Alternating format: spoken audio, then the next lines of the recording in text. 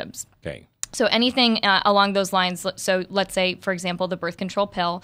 All of these methods. First of all, it depends on when do you believe life begins. If you are a Christian and you look at scriptures, life begins at conception. Right. There's lots of scriptures, pointing to that.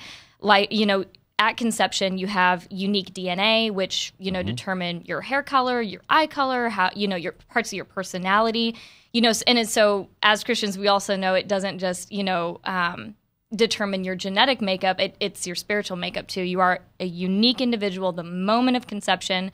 That being said, the birth control works one of three ways. And if you look, this is not like some sort of pro-life, theory. This is the pharmacology. You can go on the FDA website. You can look at, how birth control works.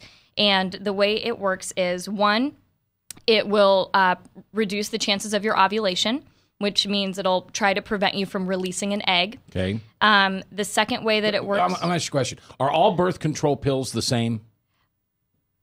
No, in the way that they work, yes. Okay, As far as these, yes. So like orthotricycline or just orthocycline, like they are all the same for this purpose.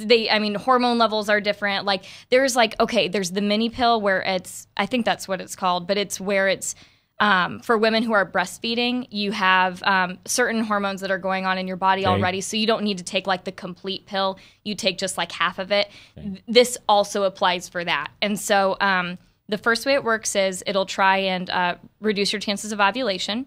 The second way it'll work is it creates a hostile environment for sperm to exist in. Can I say sperm? I don't want to say sperm. Sure. So swimmers, those are good too. Yes. It'll create a hostile environment for the swimmers, and so that they can't survive in your uterus. And then hold on, I'm sorry. How? That's the scary part. It's hormones. You're putting hormones into your body that you already make as a woman. It's kind of frightening. Like people out there are, like I myself, I buy, meat from a farm where they're, grass fed, they're free range, and they don't put hormones in them, because it's bad to ingest synthetic, it's bad to ingest hormones that aren't yours and aren't occurring naturally. It causes problems. And so people will like pay extra money to buy meat and dairy that are, absent of these hormones. Sure. And then they'll go buy their birth control and be like, I don't care what's in it. I just don't want it to get me pregnant. Okay. And so I'm not a medical doctor. I can't tell you exactly why. It's hormones. That's, I can't tell you like the science of like why it kills the sperm. It's just hormones. Can you? Do we know? I haven't studied that. Okay. Yeah. It's hormones. It makes... But when you say hostile environment, I see a whole bunch of little guys with machine guns shooting sperm. Because the bottom line, it doesn't stop the male from ejaculating. No, it doesn't. So when the male does that, then this pill releases hormones or some type of chemical that immediately kills the sperm. Right. Well, for the most part, we've all heard stories of, well, my mom got pregnant on birth control. There's lots of stories about women getting pregnant on birth control, which makes this third reason why it works really scary. The third way that birth control works is it reduces your chance of implantation. Meaning you can have a fertilized egg coming down your fallopian tube, and it, goes where it wants to implant in your uterine wall, and it can't. So, like, once again, if you believe that life begins at conception, unique DNA, you have your unique spiritual makeup, and this little guy is traveling down in there, he can't implant. And there is literally no way you can tell how your birth control is working. It doesn't matter how you take it. It doesn't matter if you take it exactly on, I suppose I've heard theories that if you take it exactly on time and you take it, regularly like you're supposed to, it reduces the chance of that happening. And I could see where the makeup of that, I could see where that would be possible, but it doesn't eliminate that option. The pharmacology is written for people who take it completely 100% accurately. So obviously it happens, and it happens often, and you have no idea if that is happening to your body. Katie is our guest today. She's a passionate member of the pro-life community. Now, when you say that the egg, that some birth control chemistry stops the egg from adhering to the wall of the uterus, right? Is that a fertilized egg? a fertilized egg. So that's a baby. That is a baby. So you have, then like I said, that a fertilized egg, I don't care that what it looks like. It has genetic DNA. The cells are, and another argument that people will use in the pro-choice community is that, okay, well, this fetus, zygote, embryo, whatever, is completely dependent on the mother. Well, while that might be true, it is also operating independently from the mother. Right. When those cells start dividing, it's doing it all on its own accord. It's completely just these cells are dividing, and it's just a beautiful miracle of God. Scientists can't even pinpoint why it happens the way it happens. Like, they don't know why a fertilized egg starts to become a person or a plant or what have you. So fascinating. So the Catholics were right.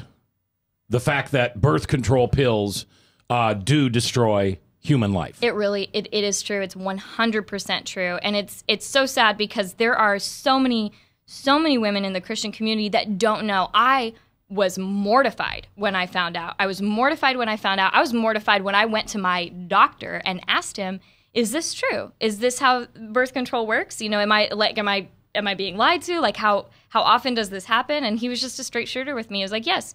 The problem is when you go to get birth control, the reason your doctor doesn't tell you is because people have a different idea of when life begins. So pregnancy in the medical world is implantation. And so because it prevents implantation, they will tell you it prevents pregnancy.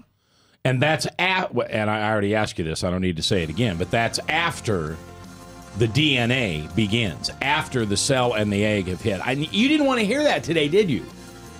I mean, you're a good Christian woman. You take your birth control regularly, so you don't have to worry about ever having an unplanned pregnancy. I'm sorry. These are just the facts. Because what we do here on The View from a Pew is we tell you the truth.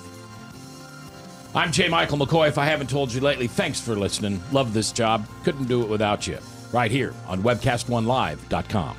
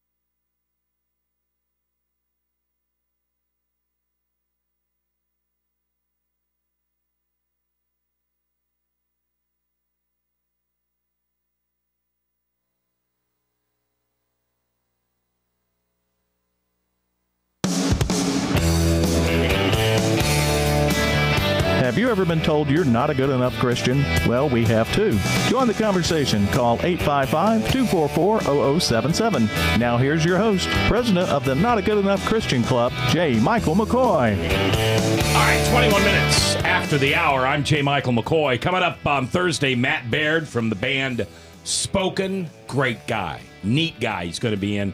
And then on Friday, we're going to talk about mental health of children and how the government schools in this nation are destroying Christian values. And I don't mean they're avoiding them.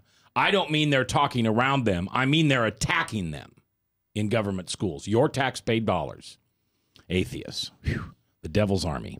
All right, my guest today is Katie. She is a passionate member of the pro-life community. Now, I put on my Facebook that did you know that birth control pills cause abortions? And Nolan came back and corrected me, and he said, actually, they cause miscarriages. It doesn't matter. I mean, is that splitting hairs? Yeah, it's splitting hairs. I mean, like, it's like if you have a miscarriage, you technically, I mean, like, and that's the point. This is the whole point of informing women about what their birth control does. So now, if you've heard me and you know you're not having miscarriages anymore, then you're having abortions. Now, if somebody wants to go to the fact that if I use condoms, I'm destroying life because I'm stopping life from happening, and that those sperm cells were intended to be fertilized, to fertilize an egg, and therefore it's the same thing. This gets really tricky because, and I can only give you my own personal opinion on this, and honestly, it's going to get kind of personal here for a moment. But when my husband and I decided, what form of birth control were we going to use, we decided well before we got married. And the reason being because I wasn't going to I didn't want to put hormones in my body, and two, I didn't like the way that birth control works. Like I said, I believe that life begins at conception, and knowing that it can abort that life, I just couldn't do it. So I researched different forms of natural family planning. And there's this old joke out there. My hometown pastor actually said it to me when I was discussing this issue with him. He goes, you know what they call natural family planners, don't you? Parents. And I like that. Right, and yes, it used to be a lot less scientific. I mean, they used to use like the rhythm method where they counted days and like the calendar method, and like that just does not work. Every woman is different. Every woman's cycle length is different. It just some women ovulate at the beginning of their cycle, some right in the middle, some right at the end. So really, there are some really good clinics out there. One is named Vitae, and you've probably seen their billboards around. Vitae, Vitae. Okay. Mm-hmm. And they are over on 50th Street.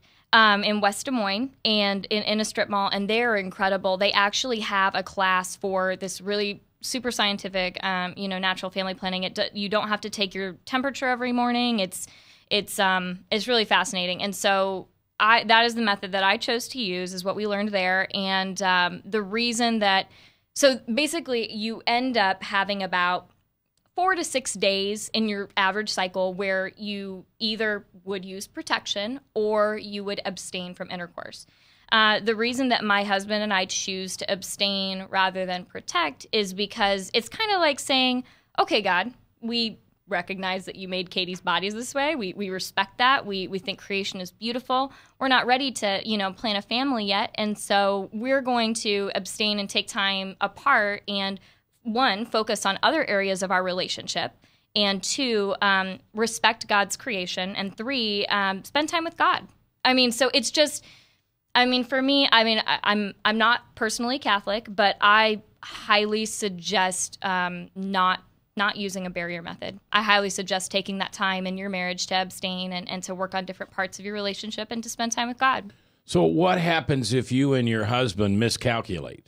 I'd get pregnant. And you're okay with that. And you're okay with that. When you're married, you have a baby. But the good news is there are really technical ways of charting. The chances, if you actually do natural family planning right, it is really effective. It's it's more effective than you would think. So. Okay, so you and your husband decide you want 2 kids. Right. And you've had 2 children. Right. Then what do you do? That's the thing. Why would we decide that we were going to have 2. Because you'll have 100. No. If you look at, how long gestation is, and if you look at different things like, yes, you can get pregnant when you're breastfeeding. I know personally of friends who have gotten pregnant while breastfeeding, but there are ways of breastfeeding where it reduces your chance of, if you do it a specific way, it reduces, you don't get pregnant. Basically, children are spaced in such a way where during your fertile time of your life that you can only have so many. And it's just of my personal faith, like science aside, it's of my personal belief that God is not going to give you more than you can handle. It just doesn't happen. And so if you think you can only handle 2 kids and you get 5, God probably thought you could handle 5. You could handle 5. Yeah. All right. So, and I'm going to open myself up to get yelled at here by Katie, but when my wife and I knew that we did not want any more children, I did not want my wife to have to be subject to hormones until she was 50 years old or whatever. So I had a vasectomy. Do you think that's bad? I personally wouldn't let my husband get one. Okay. It's a matter of, okay, sex was created for 3, generally speaking, 3 specific purposes. I can't think of more than 3, but for connection and pleasure, with one another. So I guess that'd be 2: pleasure and connection with your spouse, and then and for procreation. And so if you remove and that's another thing, like when you get older and you're beyond childbearing, age. I personally know people who get a lot older and they're still having children, But when people are fertile and they can get pregnant, to say to God, I don't want to have any more children, so I'm going to do this violence against my body to make it so it can't happen. First of all, I guarantee you God will find a way around it, even if you've had a vasectomy. If he wants you to have a baby, you will still have a baby. Okay, so then that's okay then that I had one, because if God wanted us to have a child, he would have made it happen. Well, it's kind of like if you think about, okay, like God's plan for Paul, for example, for the Apostle Paul, he had to make that man blind in the desert in order to get him to see his point and to get him to serve his purposes. So it's kind of like, what are you willing to go through? What are you willing to do? It's about coming into alignment with how your body was designed. How did God make you? How much do you really trust him? So that's, so I challenge you in, when you and your wife sat down and decided, I didn't want to subject my wife to getting her, pregnant anymore, so I had a vasectomy, that kind of like is saying, well, we can do a better job than God about, Okay. honestly. All right. What's the difference? And I'm okay with that. I'm not challenging you on that. But let's go a step further. What's the difference between that and the what's the group, Dan, that doesn't believe in any medical attention for their children? That's not Scientology. No, Christian Church of Science, is that right? Scientology. Yeah, yes. I think you're thinking Christian Science. Yeah, okay. I've heard of them. So what's the difference between those people who say, well, if God wants my child to die, then my child's die. I'm not going to give him medicine. We're not going to have surgery. It's up to God. Once again, it's about the abortive nature of birth control. But then when you get beyond the non-abortive methods, it gets a little bit trickier. Let's see, how do I want to put this? When you are thinking about vasectomy versus, I know people who are like, I won't give immunizations to my children. Some people who are like that. Where they won't do those types of things. If God wants my child to die of polio, they'll die of polio, or whatever it may be. So I think that if you sit down and you look at it, it's really tricky, and it comes down to your own personal beliefs. I think the respect of fertility is what I'm looking for here. The words I'm looking for is respect of fertility, respect of creation, things like soap and medicines and things like that heal people, that don't harm life and don't take things into our own hands. I definitely feel like God has given doctors knowledge that to be able to help heal people, but to take fertility into our own hands, and pushing God out of the bedroom is never a good idea. So I would imagine, Katie, that you also feel that a woman should not have a I'd get her tubes tied. I don't know what the name of the procedure is. It's the same thing. It's you're removing the procreation side and you're leaving the sexual gratification. And there's also like, there's something that psychologically, I mean, if you really sat down and think about it, and you really are open-minded to this, if you sat down and went to, like, if you got off your birth control and, like, I've heard this happen with a couple of gals where they got off their birth control and so then they were like, well, we don't want to get pregnant, so we're going to use condoms now.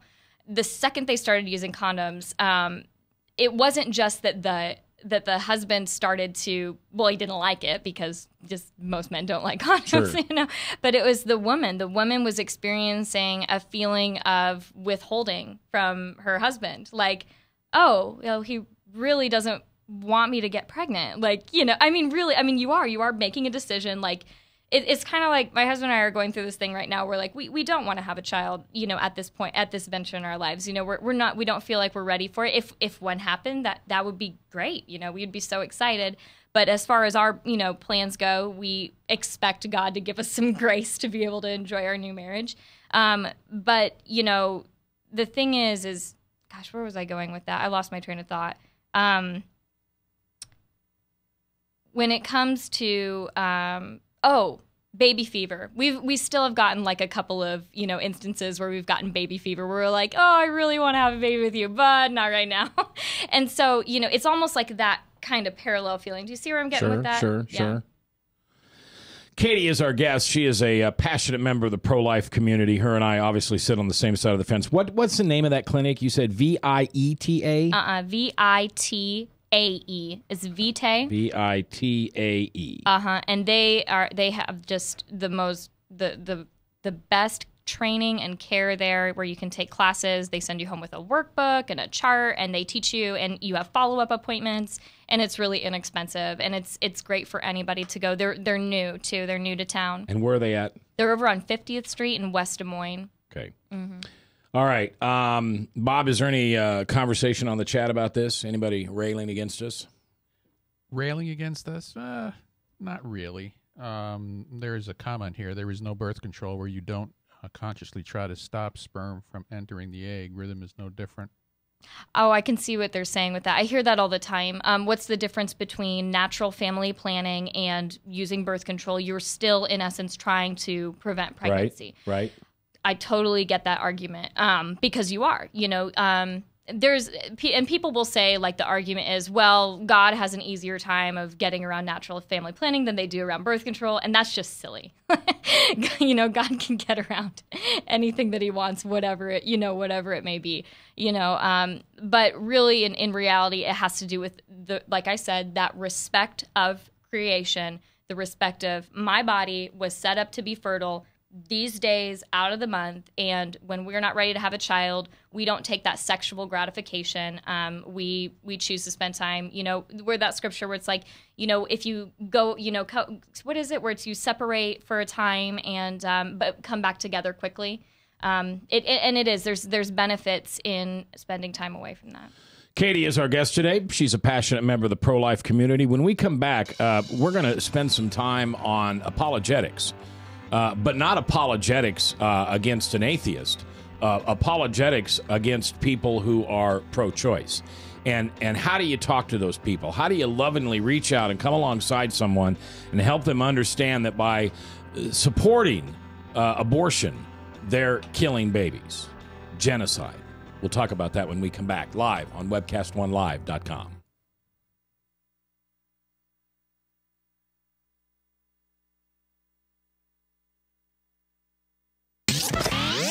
From the RE/MAX Real Estate Concept Studios, this is Webcast One Live. Drug and alcohol addiction slowly steals a person's identity, tearing away pieces of their life little by little until one day it seems like the hope of a happy future is gone and there's no chance of getting it back. Here at St. Gregory Retreat Centers, we can assure you that there is hope. Our unique approach to recovery begins with the understanding that the dysfunction and damage caused by addiction can be overcome, not just dealt with. Don't let another day go by. Call St. Gregory today. If you choose to obey the power of sin, it leads to death. If you choose to obey obedience, it leads to righteousness. Forgiveness is just the beginning of life in Christ. God wants us to live for Him now. And because of Jesus Christ, the gospel was preached, and you and I are blessed today because of Abraham. Did you know that? We're blessed. Experience Truth, 99.3 FM.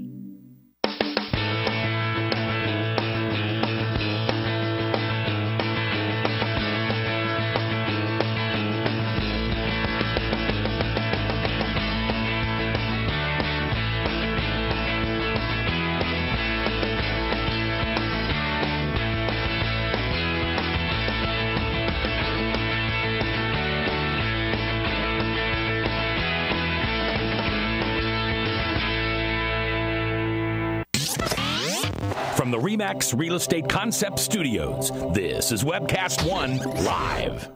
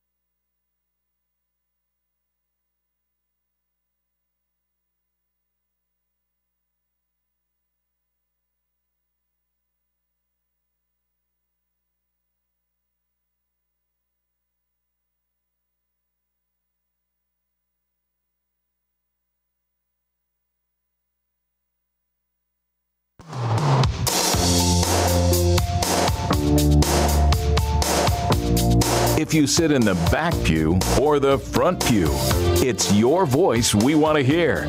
The phone lines are open, so call 855-244-0077. Now, here's J. Michael McCoy. 22 before the top, Salem Radio Network News at the top of the hour, and then Pastor Michael Mudloff hosting True Blue. That's coming up later today in this very radio station. Katie is my guest today, and she is a passionate member of the pro-life community. And I would imagine that should someone engage you into a conversation and try to tell you that being pro-choice is the only way to go, that you have no problem getting in their face. She'd hand them their heads. On a platter. I don't know about that. I think that I would lovingly just enlighten them. Lovingly enlighten. I don't want to get into, a shouting match with anybody. I don't think that goes that goes anywhere. No, I agree.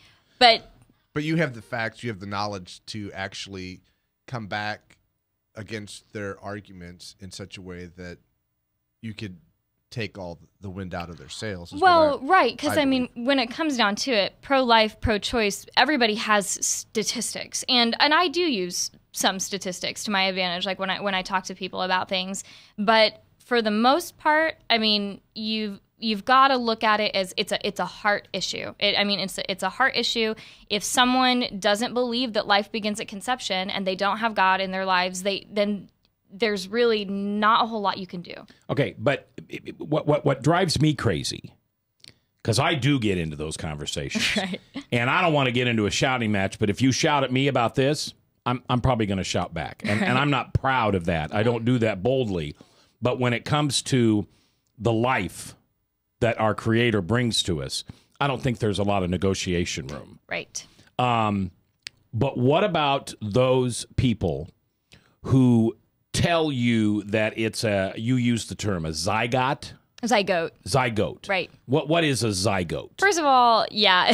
Okay, so there's a blastocyst, which is probably around 5 days that it's a blastocyst. So when there's fertilization in the egg, so sperm and an egg join, and then it starts like dividing, it becomes a blastocyst. That's before it's implanted. It becomes implanted in the uterine wall. Then it's called a zygote. I think at I think it's at the end of 7 weeks is when it's considered an embryo. And then there's a really gray area. I can't remember where it is where it goes from embryo to fetus, but a baby is a baby is a baby. Yeah, I was going to say, and those people that come up with the argument that it can't exist outside of the woman's body, well, then we better get rid of everybody on iron lungs. That's what's scary about this. Breathing machines. What makes you scared about that? Well, and this is... We didn't hear you. It's consistent with their worldview. It is consistent with it. Yeah, it is consistent with the worldview. And, what scares me about it, my sister was in a car accident, about a year ago, and she was on life support for a really long time, and she had very good private insurance. We are not getting into insurance today. Okay. But I will tell you that, when people start stepping over those lines of viability, of whether or not someone can survive on their own without something, you get into some murky water. You can think about you basically remove all choice. I mean, you could end up in a coma and on life support. And if we had laws extended into that, it's scary. They turn it off. Right. When I had my baby, one of the things that I realized is that child, even it's breathing, but it has to have adult humans or a grown-up to take care of them because they're not viable on their own till for a long time. I don't know that I was viable until I was 17, 18. Well, that's a different story. But. All right, so those people who want to come up with these names, these are scientific terms that they use to justify that this is not yet a human being. Right. But yet, the moment that sperm and that egg join, it's got a separate DNA. The moment that comes together, it's got a different blood type than the mother. Right. Help me. How do they argue? Well, I mean, that's the thing. They don't argue those things most of the time, and that's where these types of arguments on the pro-life side are really incredible. They focus on viability. Abortion laws are made based off of viability. Here in the state of Iowa, the law on the books is 24 weeks. You can up to 24 weeks, you can have an abortion with no restrictions. After 24 weeks, you can have an abortion still up to the day before birth with restrictions, and it has to do with the mother's health, which not life. It's not if the mother's life is in danger, it's the mother's health is in danger. Which is totally relative. And it's completely up to the abortionist who, one, is making money off of this, and two, has a completely different concept of life. And so, you could go to the right abortionist and say, oh, well, I'm, depressed, my boyfriend beats me, blah, blah, blah, blah, blah. And rather than turning you to the correct services to, one, protect you, and two, to be able to help you work through this, they're like, okay, you're right. That's a danger to your health. Let's get this baby out of here. All right, I'm assuming that you are against abortion for the life of the mother or rape and incest. Yeah, I am. And it's tricky, and I will admit and say I haven't been in a position where I've been pregnant from rape or pregnant from incest or pregnant and my life is in danger. So we're getting into some gray areas here, for sure. I'm sure there are plenty of people that think about like a mother who has a 4-year-old and a 2-year-old, and she, is, her pregnancy, the doctors say is going to kill her, and she's like, what does she do? What does she do? She has 2 other kids that depend on her. What do you do? And so it's really scary. So and this is where I get into, I do not want to condemn, I don't want to condemn a woman or judge a woman who would have an abortion for no reason, because she's probably scared. She's probably feels like she has no other options. I don't condone it. I don't think that it's right. I don't think that it should be available, but I don't want to judge that person. Like I said, nobody wants to have an abortion. So in that same vein, I wouldn't choose to judge someone who was in a difficult situation like that. But I would like to think that if I was in a situation like that, that I know for sure rape and incest, I would carry it to full term. But I mean, if I had a family, my belief is I would choose to carry out the pregnancy. And then maybe have the baby adopted or keep it within your family. Right. Oh, I'm sorry. Rape and incest, I would have it, and I don't know if I would do adoption or keep it within my family. I would like to think I would keep it, but either way, the baby gets its life. Sure. That baby is the product of somebody else's bad decision. There's no reason to punish it for that. And if you look at the right statistics, you will see that most women who have been raped, whether or had an incident with incest, they regret having an abortion because they have to deal with the emotional trauma then of taking a life. And so, but like I said, I mean, those are difficult situations. But as far as if the mother's life is in danger, I would choose to go through with the pregnancy. Okay. Katie is our guest today. She is a passionate member of the pro-life community. She does recommend a good clinic which helps you walk through not natural childbirth. Natural family planning. Family planning. And it's VITAE. Vita? Vitae. I got that all wrong. Vitae, 50th Street in West Des Moines. And that's a place you could check out if you don't want to use birth control, if you agree that even the pill causes miscarriage, which could possibly be considered abortion by some. There's always different ways. And what's kind of cool is you're living, you're talking the talk and you're walking the walk. Right. So if all of a sudden you got pregnant, you'd say, well, that's God's will that I'm pregnant. Exactly. All right. So the issue for so many people is Roe versus Wade. Should that be overturned? Should abortion be illegal? Should there be legal abortion, but punishment if you choose to have an abortion after a certain number of weeks? There's several theories out there. We'll talk about that when we come back. I'm J. Michael McCoy, 13 before the top of the hour, live here on WebcastOneLive.com.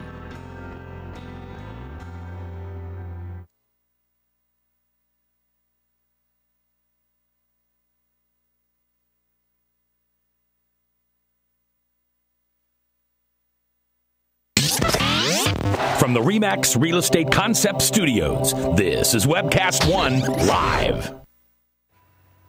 Drug and alcohol addiction slowly steals a person's identity, tearing away pieces of their life little by little until one day it seems like the hope of a happy future is gone and there's no chance of getting it back.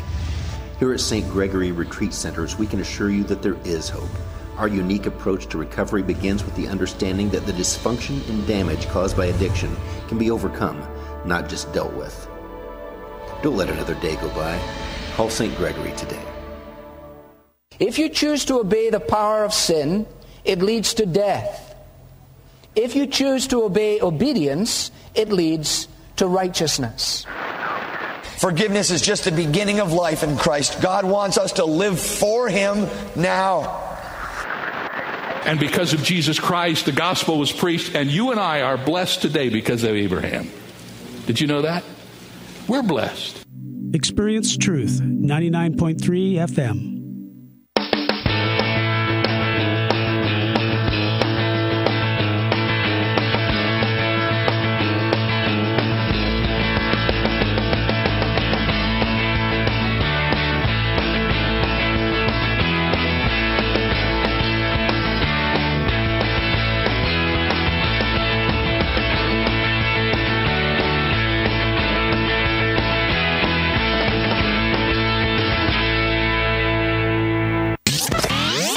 From the RE/MAX Real Estate Concept Studios, this is Webcast One Live.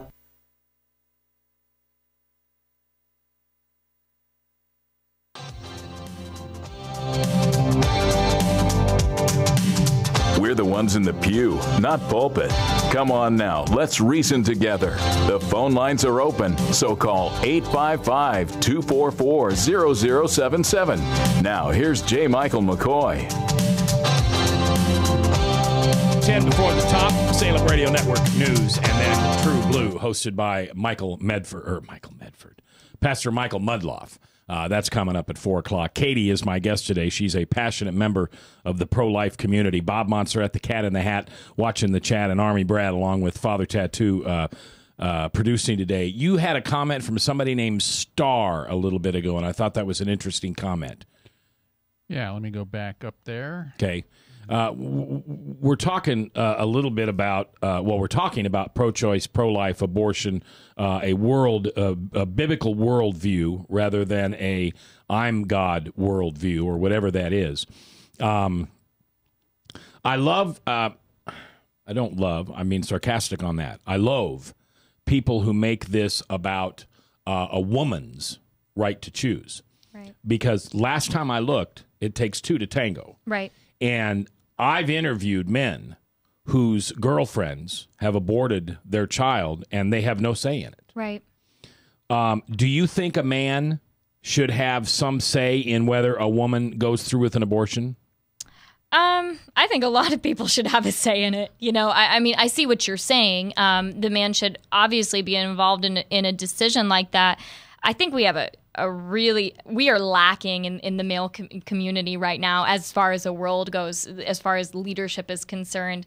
You know, if you even look in the media about the portrayal of women, now I would consider myself to be driven and powerful, you know, in my own, you know, human way.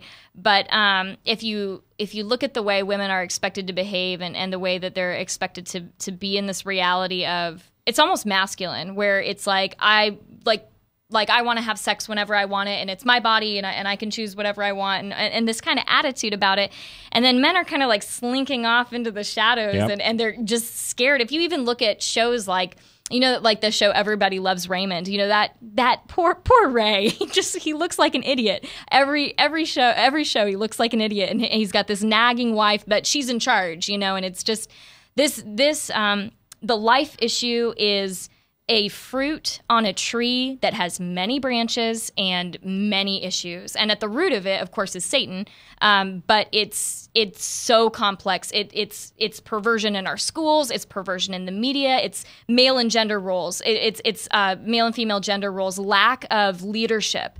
When a man refuses to respect a woman, like by having sex before marriage, like he doesn't respect her body, when like he won't make her his wife, but he wants to enjoy those benefits of marriage. So I mean, it's a huge problem. There are so many things that go into this. It's a really complicated issue. Didn't find it? Okay. Here's the theory I've got, because I believe in compromise. And if the only two voices out there are abortion is legal no matter what, or abortion is illegal for every situation, we lose. Both sides lose. And who actually wins is the accuser, because we have continued genocide. Right. Because that is a law. I've said many times that, what about this theory? Okay, you want to have an abortion? You can have an abortion. Okay? I don't want you going to back alleys. I don't want you going to dirty coat hanger situations. But just like if you drink too much and drive, there's a penalty. And if you have an abortion, it's registered. You can't have an abortion without it being registered. And you're going to be charged with manslaughter by abortion. And it's an automatic 1 year in jail. Well, why would it be 1 year in jail? Well, whatever it is. It would have to be murder. Like, it would have to be the same charges as murder, because it's not manslaughter. But nobody's gonna do that. Exactly. So, I mean, we're talking hypothetically here. And I mean, and the reality of the situation is the reason it is set up the way it is, right? I mean, here's the thing. Right now, we have so many people performing abortions and having clinics. Like, we had abortionists before it was legal. Right. The issue isn't even whether or not it's legal. Like, obviously, I want to see Roe v. Wade overturned. Obviously, I do. Like, my great Aunt Sarah apparently was known to have a couple of coat hanger abortions, you know, which is like, well, Aunt Sarah, if you really want to have, I mean, great Aunt Sarah, I never met her, you know, never met the woman. But if she, you know, wanted to have that happen, then, you know, the consequences of infection or perforation of your uterus, by the way, are actual consequences of a clean abortion. Yeah, Planned Parenthood. Parenthood. Exactly. I mean, like, it's just, I mean, there's no such thing as a safe abortion. No such thing. And Right. so to say, oh, well, they'll go back in the back alleys and that's a problem, that's not even the issue. The issue is these women are out there, the people are having sex without understanding the consequence of pregnancy, you know, without understanding the fertility of their bodies. I mean, even when we've gone into schools and we've taught our kids sex ed, we give them free condoms.